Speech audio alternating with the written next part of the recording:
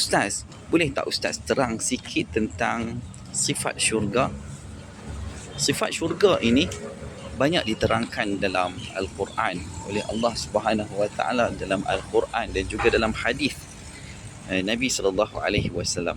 Syurga ialah tempat balasan untuk orang yang beriman, yang taat kepada Allah. Keadaannya sangat indah, sempurna dan tidak dapat dibandingkan dengan alam dunia. Rasulullah sallallahu alaihi wasallam bersabda, qala Allah Ta'ala, a'dadtu li'ibadiyas salihin ma la 'ainun ra'at wa la udhunun sami'at wa la khatara 'ala qalbil bashar. Allah Subhanahu wa Ta'ala berfirman, aku sediakan untuk hamba-hambaku yang soleh nikmat yang tidak pernah dilihat oleh mata, tidak pernah didengar oleh telinga dan tidak pernah terlintas dalam hati manusia. Hadis riwayat Bukhari dan juga Muslim. Syurga penuh dengan kenikmatan yang kekal. Allah Subhanahu wa Ta'ala berfirman, khalidina fiha abada. Mereka ini akan kekal di dalamnya selama-lamanya, dalam surah An-Nisa ayat 57. Di dunia semua benda akan rosak, akan menjadi tua dan akan mati. Tetapi di dalam syurga nikmatnya kekal selama-lamanya. Tidak ada yang sakit, tidak ada yang mati, tidak ada yang berada dalam kesedihan. Antara lain nikmat ataupun sifat syurga, di dalam syurga ada sungai-sungai yang mengalir. Fiha anharun min ma'in ghairi asinin wa anharun min labanin lam yataghayyar ta'mu.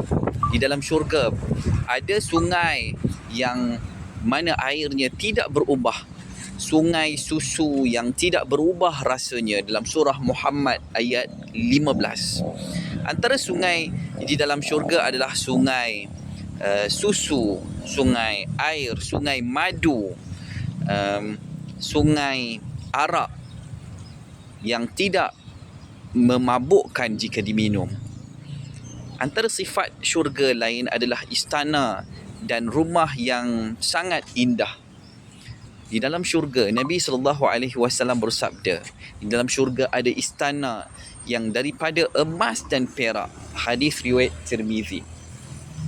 Ada juga hadis yang menyebut batu bata syurga yang terdiri daripada emas dan perak.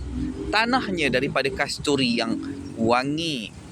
Yang keempat, penghuninya sentiasa muda dan sihat. Di dalam syurga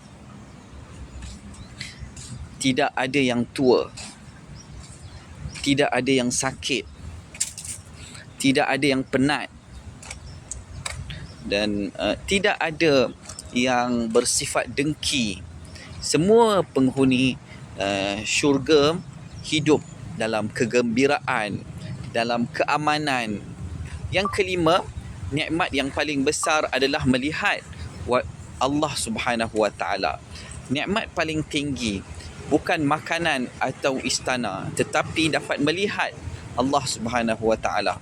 Allah Subhanahu wa Ta'ala berfirman, wujuhu yawma idzin nadhirah ila rabbiha nadhirah. Pada hari itu wajah orang beriman berseri-seri. Mereka melihat kepada Tuhan mereka. Surah Al-Qiyamah ayat 22 hingga 23. Ini adalah nikmat yang paling besar dalam syurga. Secara kesimpulannya, syurga adalah tempat nikmat yang kekal, penuh dengan sungai, taman, istana. Tiada yang sakit, tiada yang sedih, tiada yang mati. Kemuncaknya adalah nikmat ialah bertemu dengan Allah Subhanahu wa Ta'ala. Sebab itulah Nabi sallallahu alaihi wasallam bersabda, Allahumma inna nas'alukal jannah. Ya Allah, aku memohon kepadamu syurgamu. Allahu a'lam.